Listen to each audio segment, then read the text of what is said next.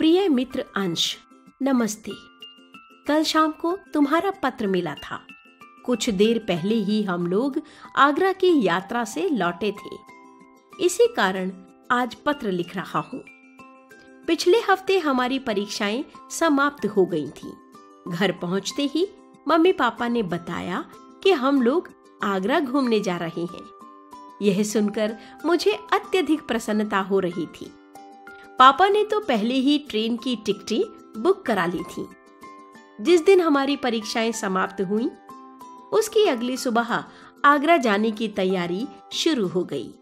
Mummy papa ने सारा सामान बांध लिया। सुबह का नाश्ता करने के बाद हम लोग टैक्सी से रेलवे स्टेशन पहुंचे। प्लेटफॉर्म पर आधा घंटा इंतजार करने के बाद गाड़ी आई। हम लोगों ने फटाफट अपना सामान चढ़ाया और अपनी अपनी आरक्षित सीटों पर बैठ गए। थोड़ी ही देर में ट्रेन चल पड़ी। डिब्बे में ज्यादा लोग नहीं थे। कुछ यात्री अखबार तो कुछ यात्री पत्रिकाएं पढ़ रहे थे। मैं खिड़की के पास बैठा था। खिड़की से पेड़ पौधे, खेत खलिहान आदि सभी दौड़ते हुए पीछे की ओर जाते दिखाई पड़ रहे थे। ट्रेन छोटे बड़े स्टेशनों पर रुकती हुई आगे की ओर बढ़ती जा रही थी। हम लोग सफर का पूरा मजा ले रहे थे। कुछ घंटे बाद गाड़ी एक स्टेशन पर रुकी और आवाज आई, पेठा, आगरे का मशहूर पेठा। यह सुनकर मैं खुशी से उछल पड़ा कि आगरा स्टेशन आ गया। स्टेशन से निकलने के बाद हम लोग एक होटल में जाकर ठहरे। वहां भोजन करने के बाद ताजमहल देखने के लिए निकल पड़े।